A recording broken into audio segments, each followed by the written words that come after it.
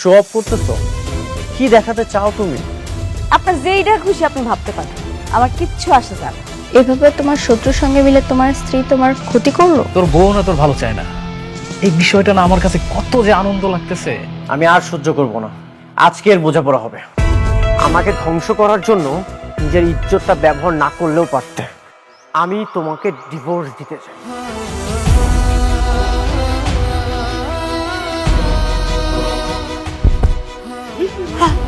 নতুন মেহমান আসতে চলেছে, আপনি মা হতে চলেছেন। পেটে বাচ্চা থাকলে নাকি স্বামী স্ত্রী তালাক হয় না। কোনো না কোনো ব্যবস্থা তো ঠিকই করতে হইবে। বস্তিতে থেকেও এত অ্যাডভান্স, স্বামী ছাড়াই সন্তান।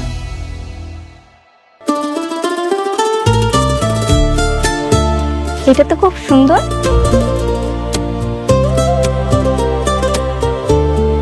এটা তোমার পছন্দ হয়েছে? সরি স্যার, এটা আসলে বিক্রি হয়ে গেছে। কি বলছেন বিক্রি হয়ে গেছে মানে? মাত্রই তো আমি হাতে নিলাম। হাতে থাকা অবস্থায় কিভাবে বিক্রি হয়ে গেল? আসলে স্যার, আপনার আগে একজন কাস্টমার এটা নেবেন বলে কনফার্ম করেছে। আমি এখন এটা প্যাক করব। এটা কত টাকায় সেল করেছেন? শাড়িটার দাম 2000 টাকা। 2000 টাকা? ঠিক আছে, আমি আপনাকে 10,000 টাকা দিচ্ছি। দেখেন, এটা আমার ওয়াইফ পছন্দ করেছে, যে কোনো মূল্যেই হোক এটা আমি নিতে চাই। আসলে স্যার, সবকিছু তো টাকা দিয়ে কেনা যায় না। তাছাড়া এটা অন্য কাস্টমার নেবেন বলে কনফার্ম করেছে। কে নিয়েছে? ওইটা আমি নিছি।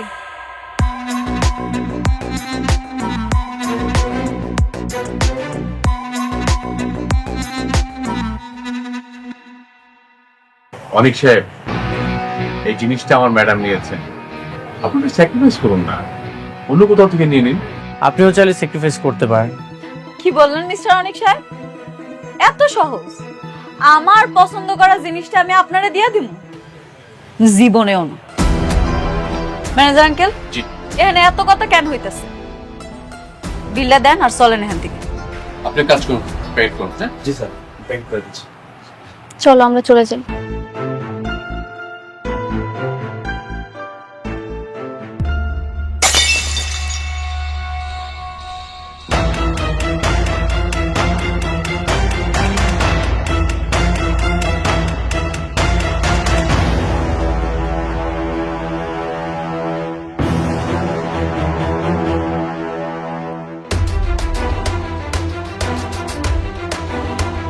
সরি, আমি আসলে বুঝতে পারিনি। আচ্ছা, এটার প্রাইস জানি কত? স্যার 2000 টাকা। ভাই, এটা রাখেন। আমি সরি, আসলে বুঝতে পারিনি।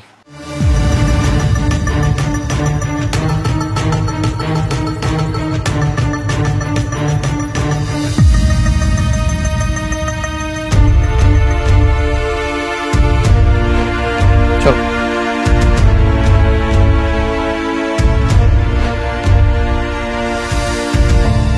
ম্যাডাম, উনি আপনার হাজবেন্ড বলে এখন কিছু বললাম না, তা নাহলে ওনাকে বুঝিয়ে দিতাম আপনার পছন্দ করা জিনিস ভাঙলে তার ফলাফল কি হতে পারে।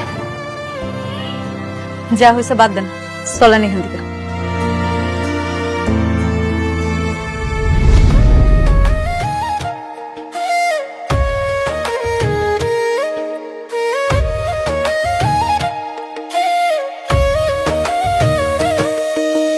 ভাগ্যগুনে পাইলাম তোমায়, ভাগ্যে তো আর রইলা না। দুঃখে আমার বুক ভেসে যায়, সুখের দেখা হইল না। তবু আমি তোমার আশায় কাঁদি দিবারাত রোজ। সুখে থেকো, ভালো থেকো গরি, ঘরে রাজপুত্রে। ও সুখে থেকো, ভালো থেকো গরি, ঘরে রাজপুত্রে। অনেক, তুমি কিন্তু দিন দিন অনেক হিংস্র হয়ে যাচ্ছ। তোমার মন মানসিকতা খুব বাজেভাবে পরিবর্তন হচ্ছে। কেন? তুমি ওটা তাকে দিয়ে দিলেই পারতে, সেটা আমিও নিতে পারলাম না, উনিও নিতে পারলো না। যেটা হয়েছে খুব ভালো হয়েছে। তোমার পছন্দের জিনিসটা যদি আমি দিয়ে দিতাম, তখন তুমি আমাকে বলতে প্রথম ওয়াইফ, এই জন্য আমি দিয়ে দিয়েছি, কিছুই বলিনি। আমি মোটেও এরকম মেয়ে নই। এখন তো বলতেছো, যদি নিয়ে যেত তখন ঠিকই বলতে। আসলে কি জানো, এক বউ কখনো অন্য বউকে দেখতে পারে না, তার মানে কি তুমি এখনো তাকে বউ ভাবো? আচ্ছা বাদ দাও তো, তর্কতর্কি না করি, যা হওয়ার তা তো হয়ে গেছে। আর তোমার পছন্দের জিনিসটা তো আমি অন্য কাউকে নিয়ে যেতে দেইনি। ঠিক আছে, বাদ দিলাম।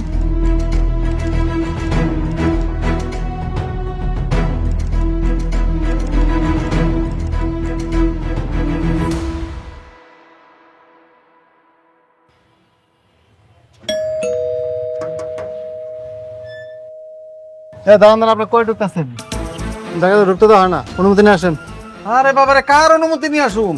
এইখানে আমার ছেলের বউ চাকরি করে, আমি তার সঙ্গে দেখা করতে আসছি, আর তুমি আমার বলো অনুমতি নিয়ে আসতে ফাইজলামি করো মিয়া। শোনো, আমার বৌমারে বইলা তোমাদের সবার চাকরি কিন্তু একেবারে নট করে দিমু, তখন বুঝবা। হ্যাঁ, দরজা খোলো, খোলো দরজা।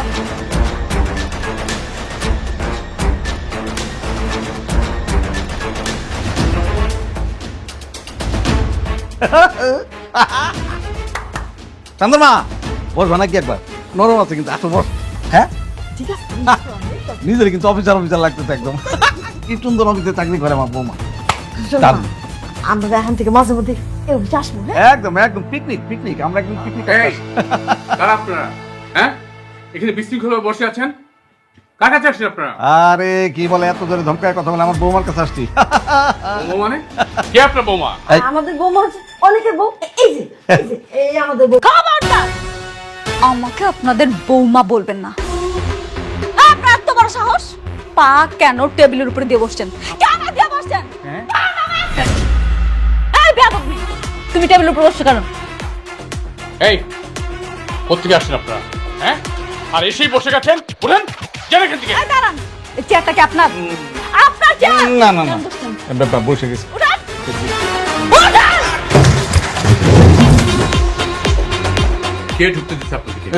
দারুণ। কারণ এই অফিসে কে কোথায় আছো?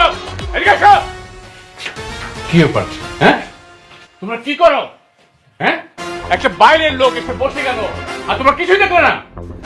ম্যাডাম, বৌমা উনি কিন্তু আমাদেরকে অনেক অপমান করতেছে, অনেক অপমান করতেছে কিন্তু। আর কতবার বলবো যে আমি আপনাদের বৌমা না? কথাটা কি কানে যাচ্ছে না? বের হয়ে যান। ভালো ভালো বলতেছি, বের হয়ে যান। কেন বের হচ্ছেন না কেন? আসলাম একটু খাতির জমাইতে, ভাবলাম আমাদের আপন করে নিবে, কিন্তু দেখতেছি জুতা মারার পর রাগ কমে নাই। সুযোগ পাইলে আমাদের প্ল্যান ঠিক সাকসেস করবো। আম্মা আম্মা, ওই দিক না, ওই দিক ওই দিক ওই দিক। এই তোমরা কি করো? হ্যাঁ, কি করো তোমরা অফিসে? না না ঠিক আছে, ওনাদের তো আর কোনো দোষ নেই। আপনারা যান, যার যার জায়গায় গিয়ে কাজ করেন, যান। ম্যাডাম বসুন, আপনি বসুন। Thank you manager uncle. Thank you.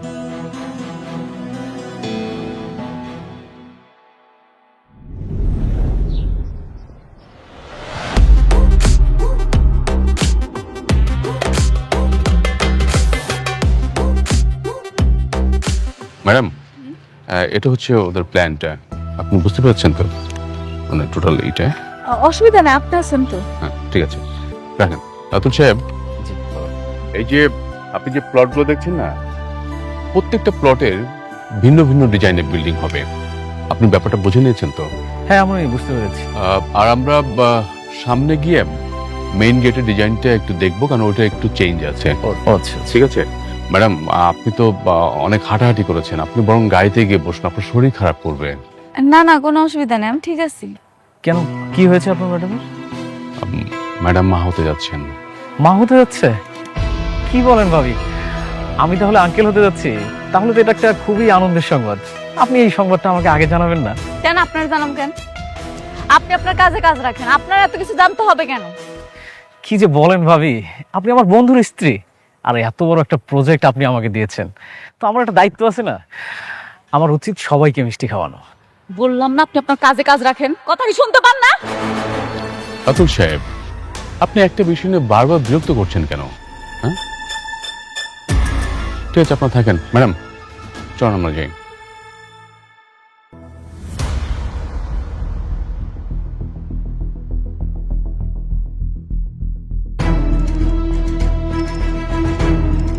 বন্ধুরে তো একটা অভিনন্দন জানাইতে হয়, যতই সম্পর্ক না থাকুক, বাচ্চা তো ঠিকই নিচ্ছে।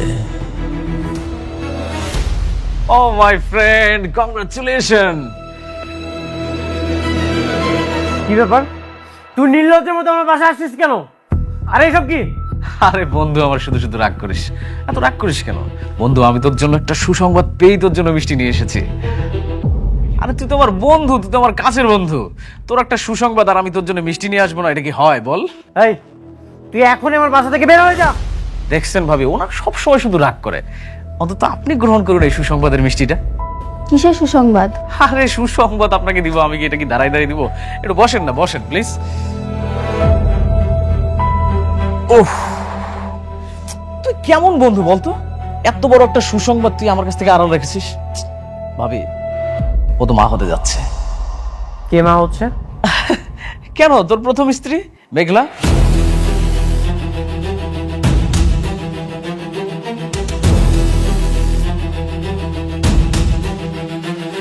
শোন, তোর একটা সন্তান কিন্তু খুব দরকার ছিল। অনেক, উনি যা বলছে সবকিছু কি সত্যি? বৃষ্টি, তুমি কি বলছো এসব? ও যা বলছে সবকিছু মিথ্যা, বানোয়াট গল্প। তোমার আর আমার মধ্যে ঝামেলা সৃষ্টি করতে যাচ্ছ। আরে ঝামেলা কেন হতে যাবে? আমি তো মেঘলার নিজ মুখে শুনেছি ও মা হতে যাচ্ছে। এই যেমন আমাদের বৃষ্টি ভাবি ছোট মা হতে যাচ্ছে, আমাদের বৃষ্টি ভাবিকে ছোট মা করে ডাকবে। কত সুন্দর ব্যাপার না? আমাকে আঙ্কেল আঙ্কেল বলে ডাকবে, আর তোকে বাবা বাবা করে ডাকবে। তুই বাবা হতে যাচ্ছিস, এত সুন্দর একটা, কত সুন্দর একটা নিউজ, সেটা তুই আরো রাখছিস। রাতুল, আর একটা যদি উল্টাপাল্টা কথা বলিস তোর কিন্তু খবর আছে। তুই দেখছস তুই কতটা ভাগ্যবান? তোর যখন কোটিপতি থেকে রাস্তার ফকির বানাইলাম, তুই কি করলি? বৃষ্টির মতো একটা খোড়া মেরে বিয়ে করলি, 1000 কোটি টাকার মালিক। আর এখন এই মুহূর্তে তোর প্রথম বউ শালিমা বিল্ডার্সে আছে 10,000 কোটি টাকার মালিক। তোর তো শুধু টাকা টাকা টাকা টাকা। শোন, আমি বন্ধু হিসেবে তোকে ছোট্ট একটা পরামর্শ দিই। তোর প্রথম স্ত্রীর যে সন্তানটা আছে না, ওটাকে নিয়ে সেই সংসারটা টেকা। কংগ্রাচুলেশন। আমি একটা বন্ধু হিসেবে তো এর থেকে ভালো উপকার করতে পারবো না। তুই এখন আমার বাসা থেকে বের হয়ে যা, বের হয়ে যা। আরে রাগ করতেছিস কেন? আমাদের চলে যাব, কিন্তু শোন, আমার এই চলে যাওয়া কিন্তু শেষ না। আমি আবার আসবো, বারবার আসবো। আর তোর সন্তান হওয়ার মিষ্টি দরকার হলে আরেকবার নিয়ে আসবো। ভালো থাকিস।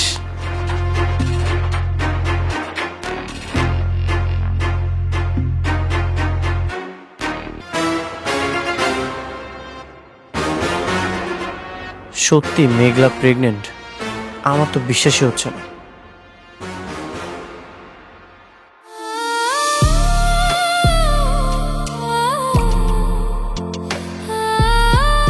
বৃষ্টি, প্লিজ কান্না করো না। কান্না করব না? তুমি আরেক বউয়ের বাচ্চার বাবা হতে চলেছো, তো আমি এটা শুনে কি নাচানাচি করব? দেখো, রাতুল তোমাকে কি নাকি বলেছে, সেটা শুনে তুমি আমার উপর রাগ দেখাচ্ছ, এখানে মন খারাপ করে বসে আছো। আমি তোমাকে বারবার বলেছি তুমি ওকে ডিভোর্স দিয়ে দাও। তুমি কি ওকে ডিভোর্স দেবে না? হ্যাঁ, আমি তোকে ডিভোর্স দিয়ে দিব। আমি অলরেডি ওকেও বলেছি আমি ওর সাথে কোনো সম্পর্ক রাখতে চাই না। তাহলে বাচ্চার কথা এলো কেন? আর বাচ্চা যদি না হয় তাহলে রাতুল জানলো কিভাবে? সেটা তো আমারও প্রশ্ন।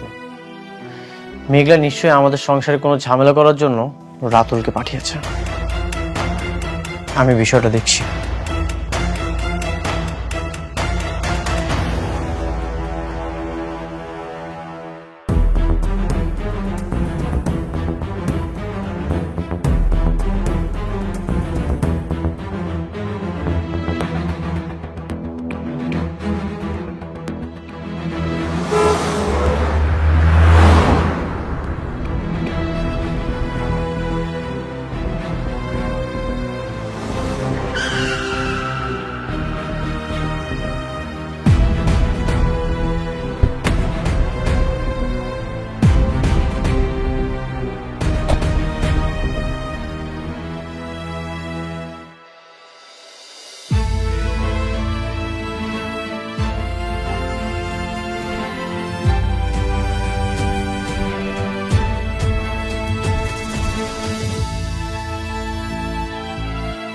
তুমি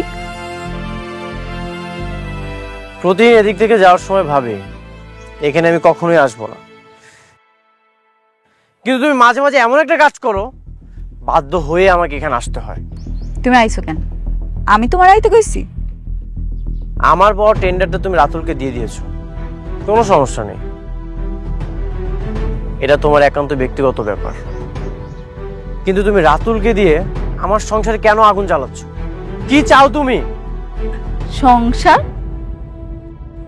তোমার সংসারে আগুন জ্বালামো আমি? অনেক বিশ্বাসঘাতকতা তুমি করছো, আমি তোমার সাথে করি নাই। হ্যাঁ, আমি বিশ্বাসঘাতকতা করেছি। তাহলে কেন রাতুলকে দিয়ে আমার বাসায় মিষ্টি পাঠালে? কেন বলেছো আমি বাবা হতে যাচ্ছি?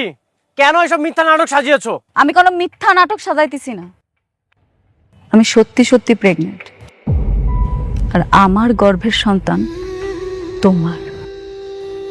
কি? হ্যাঁ, এবারও পারলে তোমার চাচা চাচিরে কইও আমার পেটের সন্তানটা এসে নষ্ট করে দিতে। তুমি সত্যি প্রেগনেন্ট? এক কথা আমি আর কতবার কই? হ্যাঁ, আমি অন্তঃসত্ত্বা, আর এর বাবা তুমি, মিস্টার অনিক সাহেব। আপনার কি আর কিছু জানার আছে? মনে হয় নাই। আপনার চইলা যান, কালকে সকালে আমার অফিসে নিয়ে যান।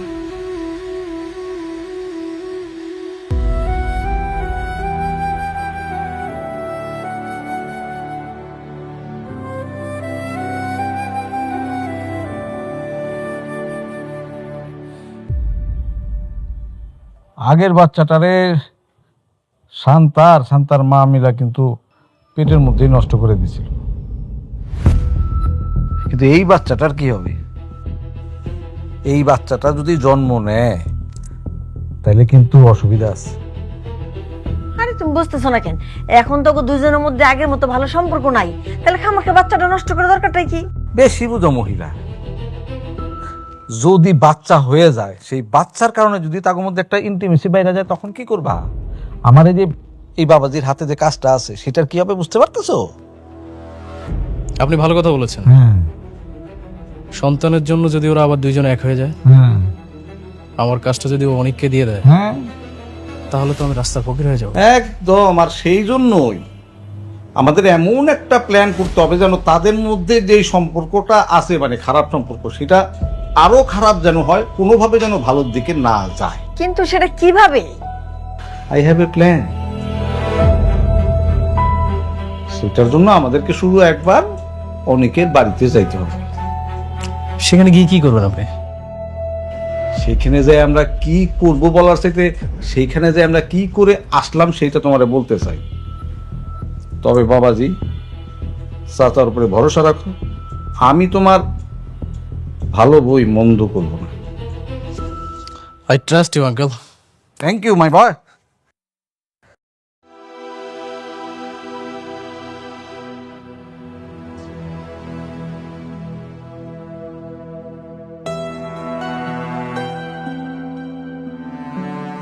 কি ব্যাপার, অফিস থেকে এসে এখানে বসে আছো কেন? এমনি। মেঘলার কি খবর? ও কি সত্যি সত্যি মা হতে চলেছে?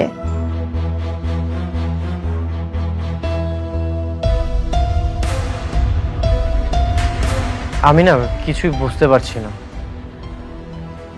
মেঘলা বলল প্রেগনেন্ট। মেঘলা বললো ও প্রেগনেন্ট, তাই না? তার মানে ঠিকই তোমাদের ভিতরে ভিতরে সম্পর্ক রয়েছে। শুধু আমাকেই সান্ত্বনা দিয়ে বলেছো তুমি ওর সঙ্গে সংসার করবে না, ওকে ডিভোর্স দিবে। আসলে তুমি ওর সঙ্গেই চলে যাবে, আমি বুঝতে পেরেছি। আশ্চর্য, তুমি আমাকে ভুল বুঝতেছো। মেঘলা আমাকে বলেছে ও প্রেগনেন্ট। আমার কাছে মনে হচ্ছে এই সব কিছু মিথ্যা সাজানো নাটক। এখন ও যদি ওর সন্তান নিয়ে তোমার সঙ্গে থাকতে চায়, তখন কি করবে? ও থাকতে চাইবে না। বৃষ্টি, তুমি শান্ত হও, কোনো একটা ব্যবস্থা করছি। একদম চুপ, কোনো কথা বলবে না। আসলে তুমি আমাকে ঠকাচ্ছ।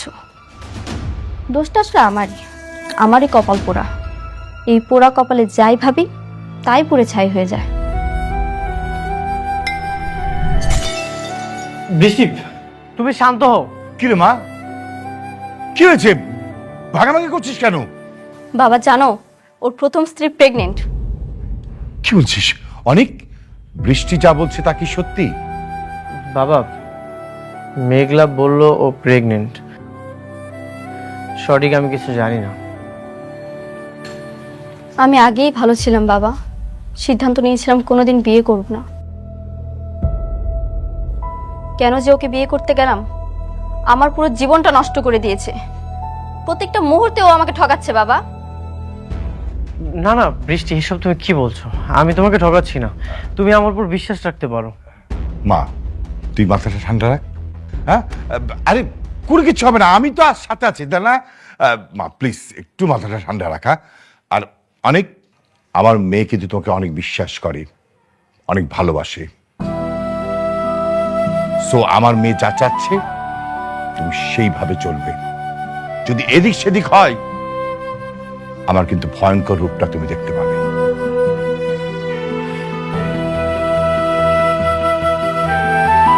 বৃষ্টি, বিশ্বাস করো আমি কিছুই জানি না। আমার সাথে অবশ্যই কোনো না কোনো চক্রান্ত হচ্ছে।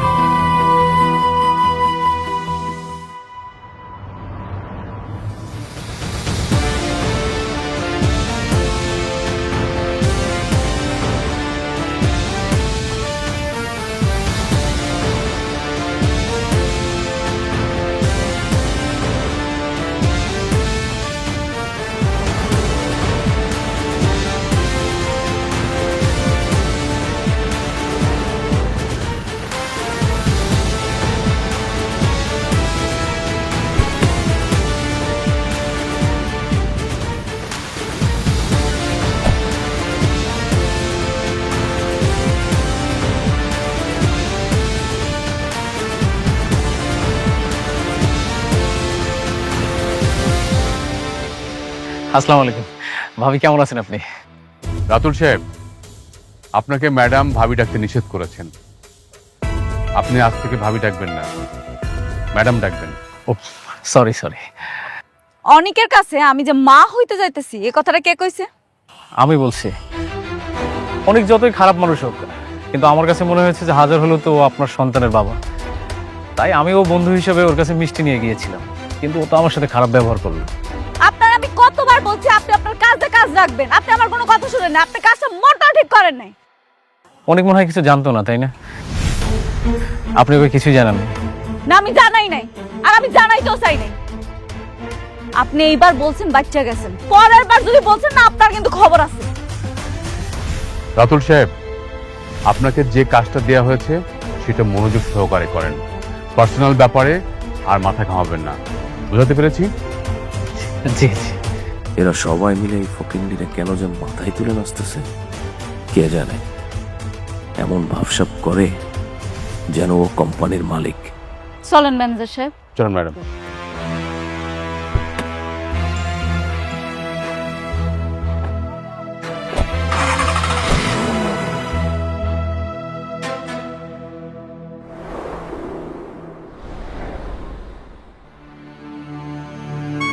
বাবা বাবা বাবা, আপনারা নির্লজ্জের মতো আমার বাসায় কেন এসেছেন? রাগ করো না, আমার রাগ করো না। মানে হয়েছে কি, আমরা কিন্তু এখানে থাকতে আসছি না। আমরা জানি যে আমরা তোমার প্রতি অনেক অন্যায় করছি, কিন্তু এবার না, অপকার না, আমরা তোমার উপকার করতে আসছি। হ্যাঁ, উপকার?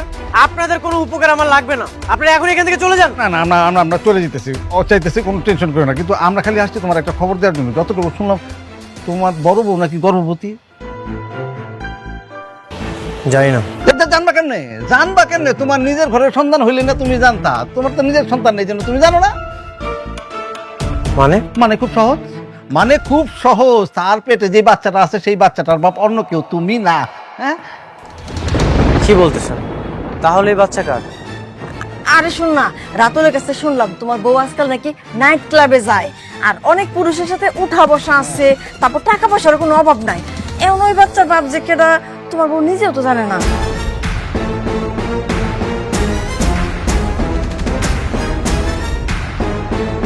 তাহলে কি মেঘলা আমাকে ধোকা দিচ্ছে? অবশ্যই অবশ্যই ধোকা দিচ্ছে। কান নাকার পাপড় তোমার কান্দের উপরে চাপা দিতেছে। শোনো বাবাজি, এত বড় কোম্পানিতে চাকরি করে, অনেক ছেলেদের সাথে উঠা বসা আছে, আবার বুঝো তাহলে বাচ্চার বাপকেরা। হ্যাঁ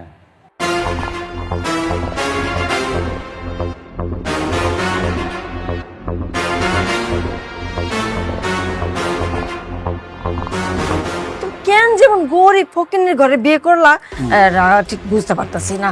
এই একটা ভালো কাজ করছো, ওরা রাইখে তুমি যার একটা বিয়ে করছো, একদম ঠিক কাজটাই করছো।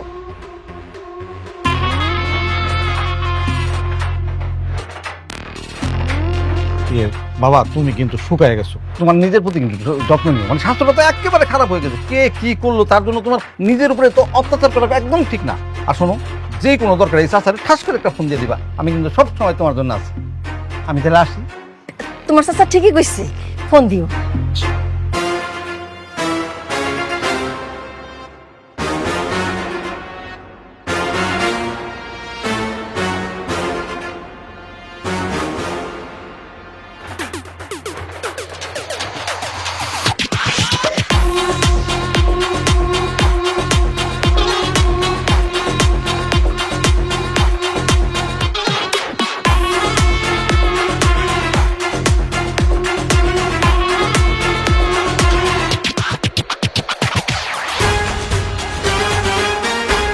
আপনার মেয়ে কোথায়?